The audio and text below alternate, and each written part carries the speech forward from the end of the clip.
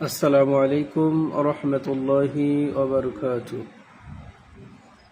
দেশ ও প্রবাসের সকল বন্ধুদের আন্তরিক শুভেচ্ছা। আজকে কিছু আলোচনা করব জিন জাদু সম্পর্কে।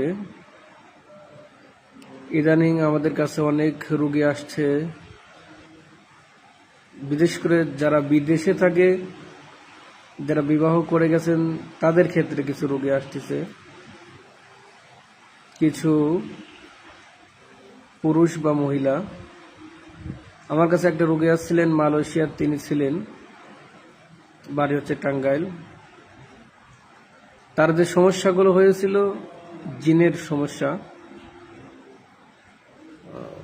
এটা হচ্ছে উনি আমাকে বলল, আমি আমার যে নিয়ামতপ্রাপ্ত ব্যক্তি যে আমি দেখলাম এবং তার চিকিৎসা করলাম,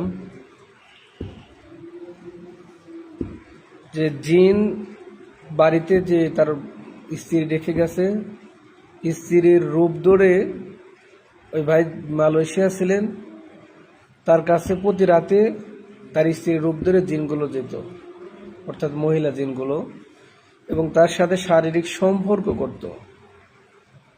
দীর্ঘদিন এমন অবস্থা হয়ে গেছে যে ওই ছেলেটা অসুস্থ হয়ে গেছে, একদম অসুস্থ। কোনো কাজকর্ম তিনি করতে পারতেন না এবং বিছানাপত হয়ে গেছিলেন। শেষ পর্যায়ে তার কোম্পানি থেকে তাকে বাংলাদেশে পাঠিয়ে দেয় যে আপনি ভালো ট্রিটমেন্ট করে তারপর আসেন।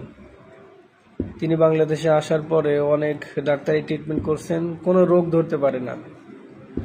শেষ সময় আমার ভিডিও দেখার পরে আমার সাথে যোগাযোগ করার পরে আমি তাকে ট্রিটমেন্ট দিই। আমি পরীক্ষা করে দেখি যে তার জিনের সমস্যা।